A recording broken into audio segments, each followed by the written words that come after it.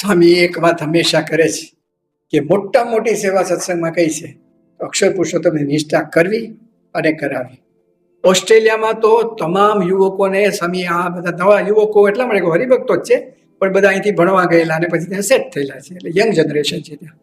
તો સ્વામીએ બહુ સરસ વાત વારે વારે જણાવી કે તમે લોકો ઇન્ડિયામાં હોત તો તમને અક્ષર પુરુષોત્તમનો કોઈ યોગ થાત નહીં.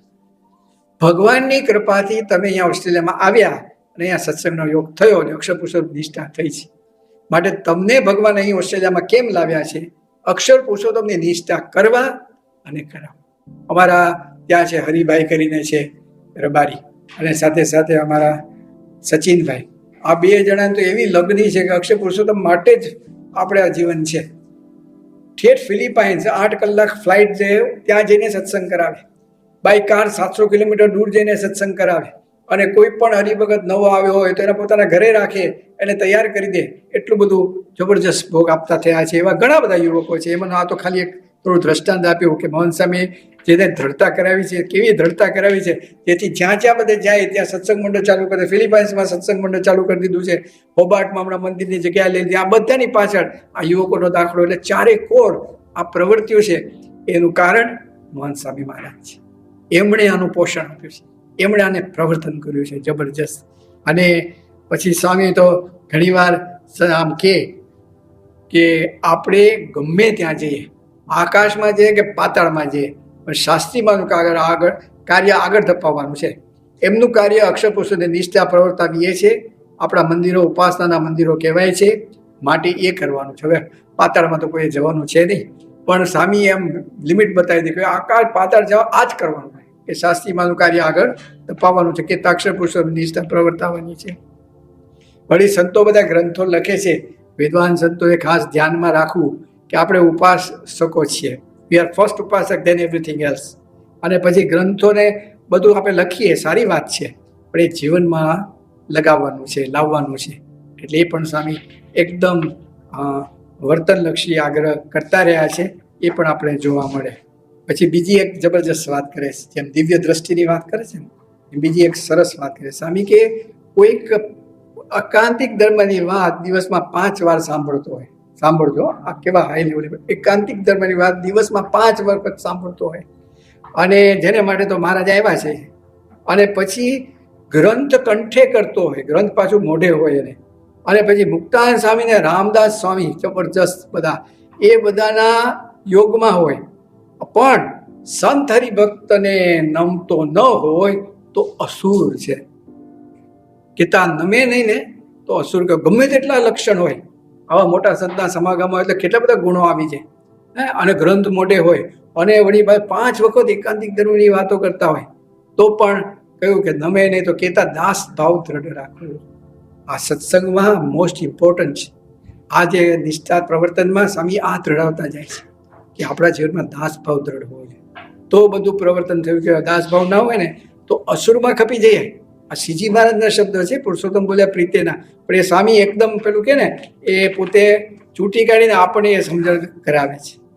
વળી જો એમણે આ જે કાર્ય સ્વામીએ કર્યું છે, બહુ અદ્ભુત કાર્ય શું કર્યું છે કે આ જે વિદ્વત જગતમાં આપણી સ્થાપના થઈ ગઈ.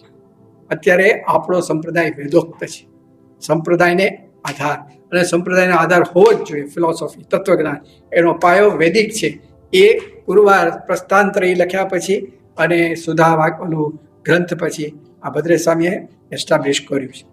જો એમણે 31/7/2017 જબરજસ્ત કાશી વિદ્વત સભાએ સ્વીકાર કર્યો કે અક્ષર પુરુષોત્તમ દર્શન એ અલગ દર્શન છે.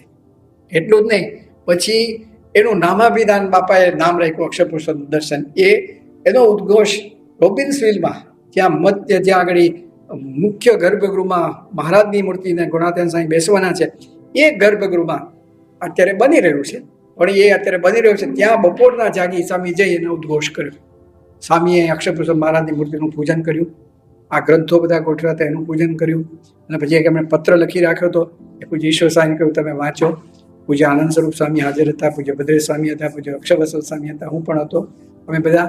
અને તે વખતે સ્વામી આખો પત્ર વંચાયો, એમાં ઉદ્ઘોષ કર્યો છે કે આપણું તત્વજ્ઞાન એટલે અક્ષર પુરુષોત્તમ તત્વજ્ઞાન, આપણો સિદ્ધાંત અક્ષર પુરુષોત્તમ દર્શન, અને આપણી ઉપાસના અક્ષર પુરુષોત્તમ દર્શન. આ બધું સમજાવ્યું સ્વામીએ. એ ત્યાં આગળ પાછું એમણે કર્યું. અને પછી આપણે છાવણી મંદિરમાં કરી, લંડન મંદિરમાં કરી.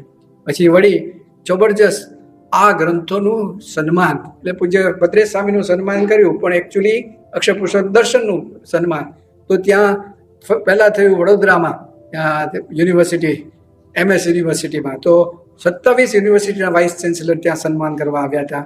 પછી બેંગ્લોરમાં 40 યુનિવર્સિટીના VCs હતા, અને ત્યાં લખનૌમાં 40 યુનિવર્સિટીના VCs, બધાએ સન્માન કર્યું. બધાએ આનો આદર કર્યો કે ભાઈ આ તો એક અદ્ભુત ગ્રંથ છે. આપણું આ અક્ષર પુરુષોત્તમ જે સિદ્ધાંત છે, દર્શન છે, એની ગરિમા સ્વામી કેટલી બધી વધારી. આ જબરજસ્ત કાર્ય સ્વામીએ કરેલું છે.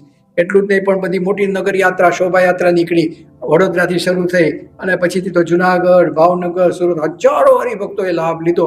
આ ગ્રંથની ગરિમા સ્વામીએ વધારી છે. આપણા અક્ષર પુરુષોત્તમ દર્શનની ગરિમા વધારે. આ રીતે સ્વામીએ જબરજસ્ત પ્રવર્તન કર્યું છે. ત્યાં કોન્ફરન્સ થઈ વેન્કુવરમાં, એમાં જઈને પણ ડંકો વાગ્યો.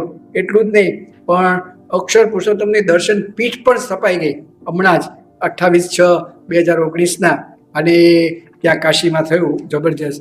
અને છેલ્લે તો ઠેઠ ભદ્રેશ સ્વામી ગયા હતા ઓસ્ટ્રેલિયામાં, તો ત્યાં વિક્ટોરિયા પાર્લામેન્ટ મેલબોર્નમાં, ત્યાં આગળ પણ આનું સન્માન થયું. એટલે ખરેખર બહુ ડંકો વાગ્યો. અને હમણાં જ રિસેન્ટલી કેવું કામ થયું કે પર્થ છે ને, વેસ્ટ ઓસ્ટ્રેલિયામાં કહેવાય, એને પાર્લામેન્ટ દર વખતે દિવાળી ઉજવે છે અને આપણે એમાં પાર્ટિસિપેટ કરીએ છીએ. આ વખતે પેલું જરા આપણે ફેસ્ટિવલ જેવું નથી પણ પ્રાર્થના જેવું રાખ્યું હતું. તો આપણા બાળકોએ ત્યાં જઈને શાંતિ પાઠ પાર્લામેન્ટમાં કર્યો, અને બાલિકાઓએ એ લોકોએ સિદ્ધાંત ગાન કર્યું. વિચાર કરો, ઠેઠ ઓસ્ટ્રેલિયાની પાર્લામેન્ટમાં સિદ્ધાંત ગાન થતું. આવું પ્રવર્તન સ્વામીએ જબરજસ્ત કરેલું છે. બધા મોટા મોટા વિદ્વાનોએ પણ ખૂબ આને નવાજ્યા છે. અને એક ચાંદે કરીને તો જબરજસ્ત મોટા વિદ્વાન છે, એણે તો કહ્યું કે this is the face of Swaminarayan. આ જે અક્ષર પુરુષોત્તમ દર્શનના ગ્રંથો છે ને, ફેસ ઓફ સ્વામિનારાયણ. અને ત્યાં કાર્ડોના કરીને બહુ મોટા, જોર્જ કાર્ડોના, બહુ મોટા સંસ્કૃતના વિદ્વાન છે પશ્ચિમ જગતમાં, અને બહુ જ ખ્યાતિ છે ને. એણે પણ કહ્યું કે તમે જે આ વાદ ગ્રંથ લખ્યો છે ને, એ વિવાદ વગરનો ગ્રંથ છે. એ પણ એણે પ્રમાણ કર્યું.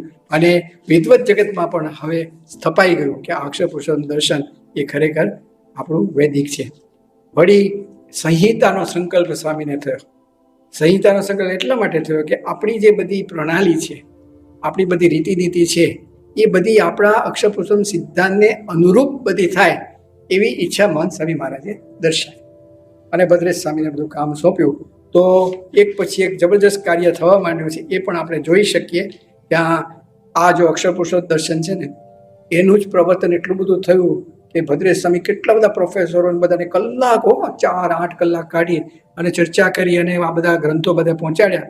150 યુનિવર્સિટીમાં આપણા આ ગ્રંથો પહોંચી ગયા છે, દુનિયાની 150 યુનિવર્સિટીમાં. એટલું જ નહીં, 10 યુનિવર્સિટીએ તેના પાઠ્યક્રમમાં અક્ષર પુરુષોત્તમ દર્શન લઈ લીધું છે.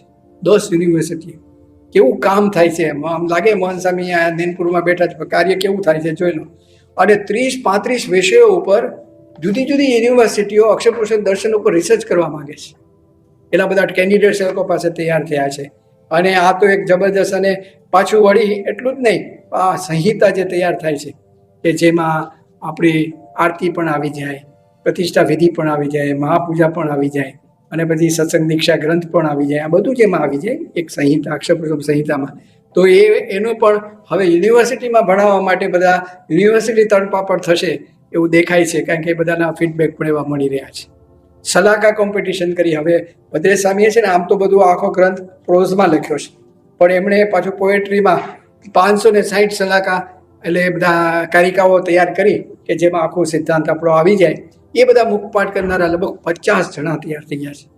જબરદસ્ત. 560 કારિકા મોઢે કરેલા એવા કે જેણે એ, અને પાછો સત્સંગ દીક્ષા ગ્રંથ મોઢે કર્યા.